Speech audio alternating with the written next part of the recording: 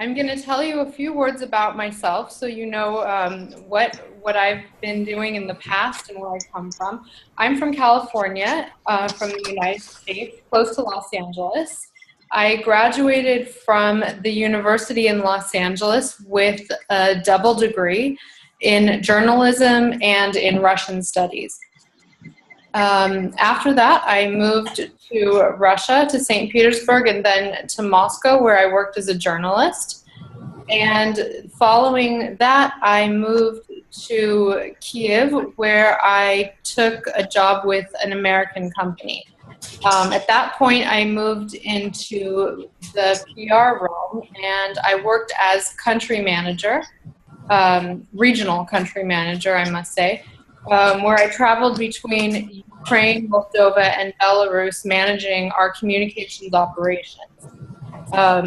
What does that have to do with teaching English? I'll tell you. I have been teaching English as a hobby at the beginning of my career, as a way to get to meet people, because when I moved to Russia, I didn't know anyone in St. Petersburg. For me, it was a way to get acquainted with the culture and with people and make new friends. So here I am with you today. I'm really happy to be here to meet all of you. Why don't we quickly introduce ourselves? I can see not all of you. In fact, I can't see most of you.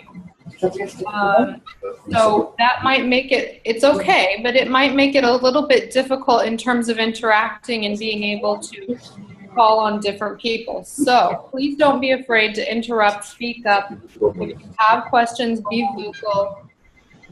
This is really to help you and for your benefit. So never be afraid to ask questions. So let's begin. The person that I can see the best, I think, must be Vlad? Yeah. Yes, yes. No, Vlad, I can't see you. Okay, who is the other V? Hang on a minute. Let's start with you, Vlad. How about that? Vlad, you are in programming, right? My name is Vlad. I'm programming. Vlad, I can hardly hear you. Can everyone hear Vlad okay? I'm here hardly as well. There we go. Okay. One more time. Vlad, are you there? Vladislav and Vladimir. Uh-huh. Vladimir or Vladislav? Vladislav. Okay, Vladimir is, I get it. Vladimir is in the blue shirt.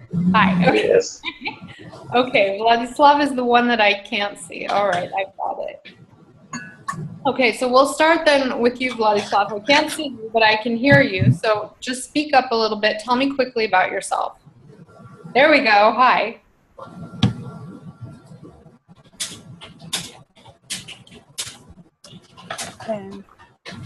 Can you tell me a little bit about yourself, Vladislav?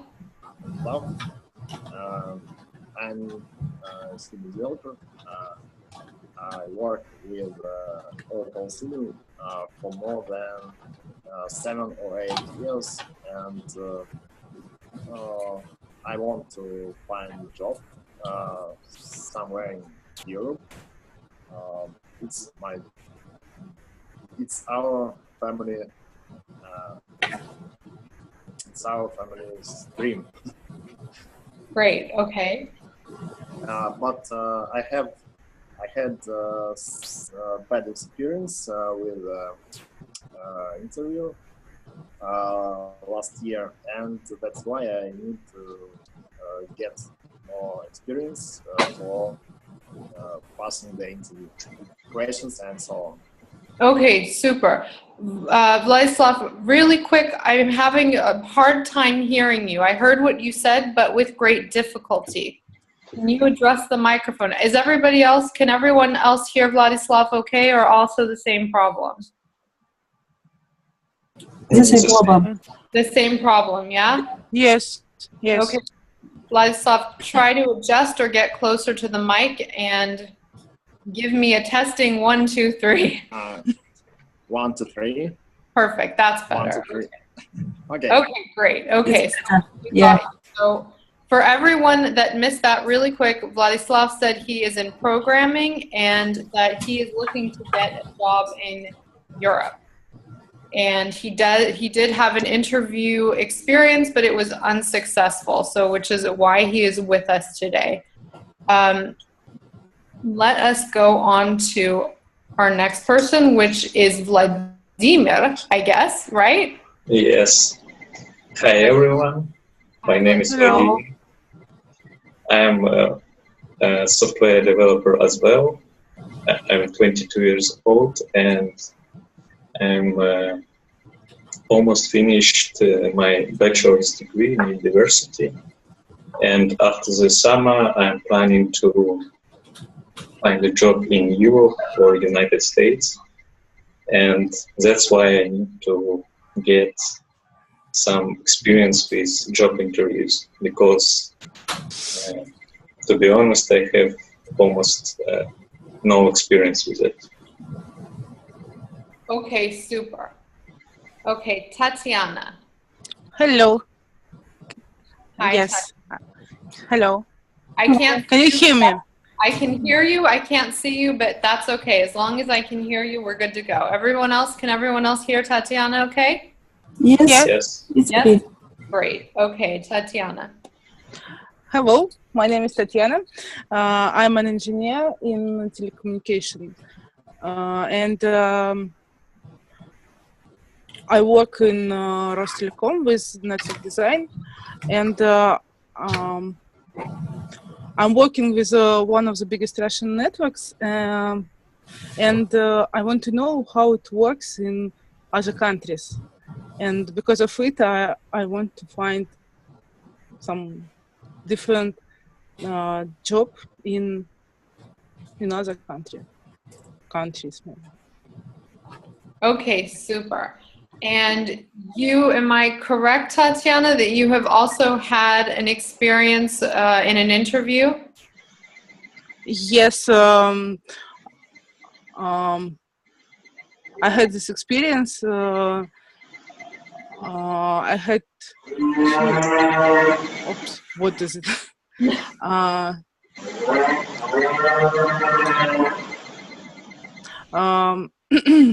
I had 2 interviews with one of Polish company, but it was Unsuccessful, yeah? yes, yes, thank you. It was unsuccessful. Okay. All right, great. Nice to meet you then, Tatiana. We're both going to get into both of your experiences in a little bit as soon as we finish meeting everyone. And then I'll give you guys a chance to explain what happened, and then we can kind of take a look at some of the issues that I've prepared for tonight. Okay, Oksana, are you with us? No, this is Yelena. Oksana. Okay, Yelena. Yelena, I see you. Hi, Yelena. Hi, hello. Nice. How are you hearing? How sounds? Is everyone okay? Can you all hear Is you? it okay? Yes, yes. Okay. My name is Yelena. I work as a customer service manager. I have 15 plus years experience in logistics and customer service. First of all, I think this course is a great opportunity for have a speaking lessons, like a speaking lessons, and I think sometimes maybe I should work country, job from Russia to another English-speaking country, and I want to be prepared for this opportunity too. Yes, I had several interview in English. Yeah. It was okay. It was okay. Yes. Okay. All right, great. Were they, Yelena, were they with international companies working in Russia, or were they with foreign companies that you were looking to relocate to? Last 20 years, I work in international companies in Russia. It was Unilever, Red Bulls, and now it's a French company. And I'm looking for something inside my company, but abroad, or it could be another international company. Okay, all right, great. Nice to meet all of you. Have I missed anyone? I don't think so. There's 4 of us tonight then, yeah? Plus me and plus Katya, I think. Okay, great. So let me give you a quick rundown of what we're going to talk about this evening. We have several classes ahead of us, so get comfortable, guys. We're going to be friends and colleagues for all purposes for the next couple of weeks together. So like I said, please feel free to interrupt, ask questions. This is going to be a group effort, and we want to learn from each other and discuss. So please don't be afraid to speak up. So for tonight, we're going to first of all discuss some of your past experiences. And then we're going to get into pre-interview issues. What are those? They're going to be some of the things like some cultural issues that might differ between Russian culture and European or American culture, for example. Maybe some issues with dress code. Maybe some issues with differences that we may have. Basically, I want to equip you guys to walk in there and feel comfortable and not feel self-conscious because you may be coming from a different culture, a different background, or speak a different language. So that's going to be what we're going to mainly be focusing then on today. Further down the road, we're going to discuss, of course, interview questions. There's a ton that interviewers like to throw out at you, and a lot of them are really tricky. So I'm going to give you the know-how, how to turn them around and make them work for you. But back to today. Let's get back to Vladislav, who was the first one who told us that he had an experience. Vladislav, do you want to tell me about your interview and basically what happened and what you think maybe was successful and what you think maybe you could work on a little bit?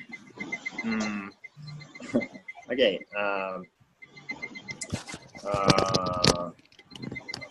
One time, the project manager who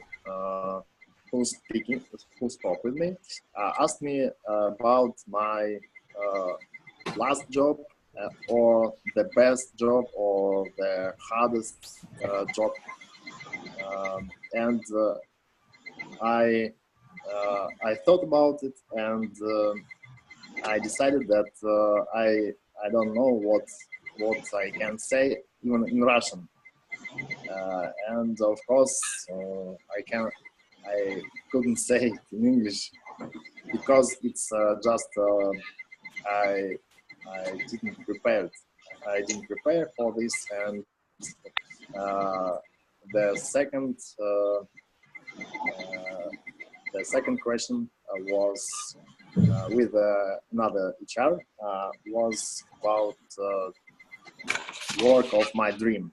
It's very stupid and unbelievable question, and again I didn't prepare for that. That's all. It was very hard to think about it because it's difficult to say it in Russian for me. And then let's talk about what you did say. Were you silent? Did you say, I don't really know? I said that we work with Serbian customers and so on. And after that, I speak about my skills and so on, and that's all. I couldn't. I can't say about something else. I can speak about my job, about myself, but it's not enough for passing the interview, I think. That was a problem. And what did you answer when he asked about the work of your dream? Oh, it's I feel real stupid. I can understand because it's very hard for me to think about. Is it about environment or something else, or about, I don't know. Okay, all right. So let's address those two issues then. I think one of the first things that's important to keep in mind is that employers really, really like to ask you difficult questions. If an interview was going to be easy, we wouldn't be here tonight. For the most part, they're looking to see, first of all, how confident you are, how well you can emote, how well you can express your ideas. They want to know how diplomatic you are as well. So anytime that they ask you a question and you freeze, whatever you do, don't be silent. If you are in the position that Vladislav was in and you felt like you didn't know what to say, then don't be afraid to think out loud. Give the person immediate feedback. Something like, that's a good question. Well, and then begin to formulate your answer. You don't want to lie, you don't want to manipulate the truth, but you want to be diplomatic. You want to say the truth in such a way that's going to ingratiate the interviewer to you. That's going to make him think, wow, that was a really great answer. Even if it was pretty obvious that you were avoiding specifics or avoiding negative comments or things like that. In terms of the question, the work of your dreams, and this is a really common question, believe it or not. And yes, it sounds a little ridiculous, right? The work of our dreams would probably be no work at all and lots of money. But it doesn't work that way, right? So when we want to talk about the work of our dreams, basically you want to say what your ideal but realistic environment is. And make sure that the answer to your question doesn't become too egotistical. Meaning, you want to avoid things like, well, the work of my dreams would mean that my employer would be really flexible for me, that I could work, whenever I wanted, that I could have this amount of vacation. You don't want it to be about what you're expecting from the job. Instead, you want to answer about the job itself and why it would interest you and how you feel you would be compatible with it. So, for example, the work of my dreams would challenge me in a way that would make me excited to come to work each day and would make me want to work in a team environment and be a leader in that environment as well. You want to show them. Katya?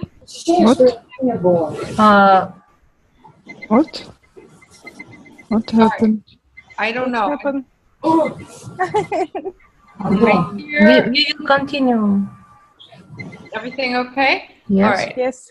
So when you're discussing the work of your dreams, you want to discuss the job itself, what you would hope to do and what you would hope to bring to the table. Talk less about, what you expect to get from it, and more of what you expect to bring into it, if that makes sense. Good? Okay. So our next person with experience was Tatiana, right? Yes. I had 2 interviews. First one was with HR, and it was great interview.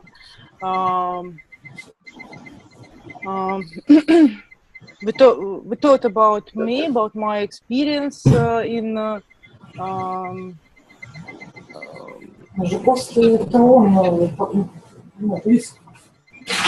profession. I didn't hear that last Why part. I want to I'm sorry, Tatiana. Can you repeat that last part? I didn't hear it. It was a bit muffled. I'm sorry. we thought about me, about my experience. This one. About why I want to change my work, and it was easy questions. Second interview was great too.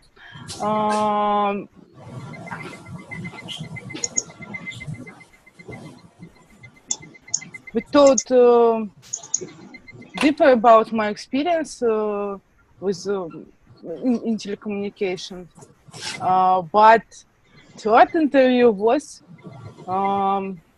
very strange.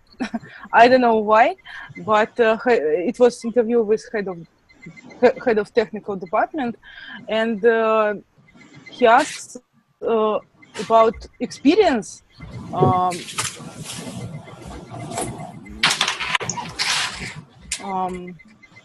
One moment. For example, he asks about installation of equipment. What's happened? But I didn't write about it in my CV. I didn't told about it. I don't know why. And what did you tell him then when he asked you about something that did not necessarily pertain? I thought I didn't have this experience. I think I need to be honest. Oh my God.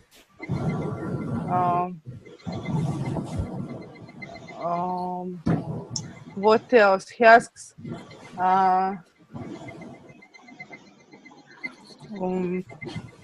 I need to remember. That's okay. I got the general idea. Can you tell me, was it an interview, a second interview at the same company, or were these 2 separate? Can you repeat it? Was it an interview at one company? 2 interviews? Yes, it was. Yes, it was one company. Yes. So you got to the second level then? Yes. It was third level. First interview was with HR. Second one, on second one, I told with K account manager, and on third interview I told with head of technical department. Okay, great. It was third. Yes. Okay, and that I understood then. Okay, so why don't you tell me, you mentioned a great question, one of which was they asked you, why do you want to change your job? This is another one that it's one of the top 10 asked, and you will be asked it most likely. So you have to come up with a really good response. So why don't you tell us about yours?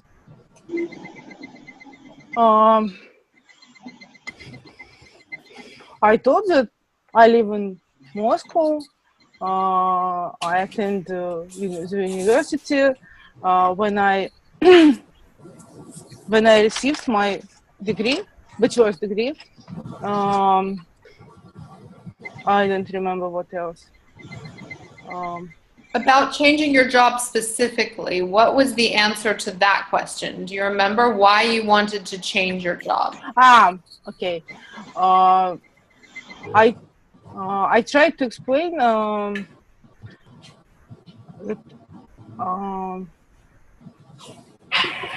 that I want to know about how telecommunications work in different countries.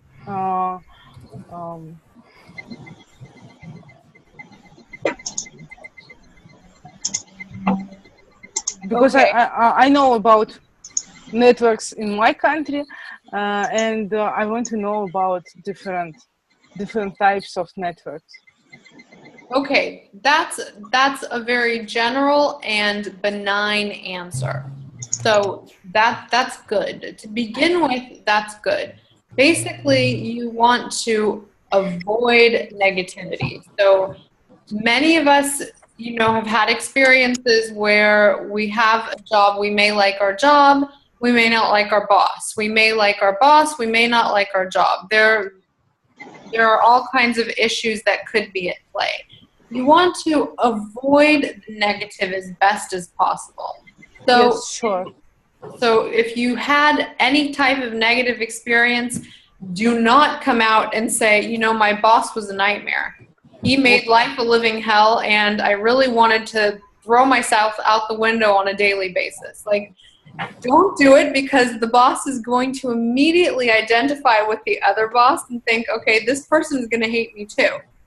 So you want to avoid any type of red flag for your potential employer that you might be a problem, essentially.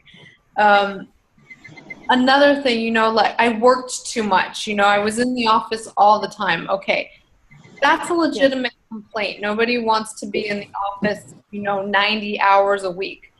But find a way to phrase it that's not going to show your boss or make him think that you're lazy, or you don't get along with your coworkers, or you don't like authority, or one of those many things. Find a diplomatic way of saying, well, I really learned a lot at my former place of work, and you can maybe give an example. And you can even say, some of the stuff that you were able to do while you were there, some of your great accomplishments. Then bring it home at the end and say, but I felt like I had grown as much as I could there, and I am really looking for an opportunity that would allow me to grow more in my profession and challenge me more. That type of answer shows that you are not only open to new experience and to working hard and to being involved in a team environment, but that you're also a leader, that you're going to take the bull by the horns, as we say, that you want to be in control of your career. And all of those things are really attractive to potential employers. So one of the biggest things that we can learn from those type of things is always, always, always, if you have a negative question or a negative moment, always acknowledge it and then take it and turn it around to a positive. That's one of the things about American and European culture that differs a little bit from Russian culture. I think Russian culture tends to be slightly more pessimistic, where us silly Americans are always smiling, right? And we always try to be optimistic. That's the thing. And you have to make sure that for the time being, you take on that American mentality, meaning you feel optimistic. You walk in there feeling optimistic. You have good outlook. It's okay to smile, guys. It's in fact, for us, it's really important. So when you meet your employer for the first time, or the person's interviewing you, smile. Make sure that it doesn't have to be like, it doesn't have to be Hollywood. It doesn't have to be 100 watts. It has to be a nice, polite smile. A lot of people think that Americans smile because they're stupid, but the idea is that for us it's polite. That's why we smile. Because when we meet people, it's considered polite to give them a smile. And what does that mean? It shows that we're open to them. It shows that we're happy to be in the place that we are with them. And it kind of lays a groundwork for friendly conversation. You want to let the interviewer know that you're glad to be there. So a nice friendly smile is appropriate. Please do extend your hand to shake them, man or woman, it doesn't matter. It's appropriate to shake the hand of your interviewer. Things like that. So those are all things that you want to remember immediately when you walk in the door. Before you go in, shut your cell phone off. Do not, under any circumstances, answer your cell phone.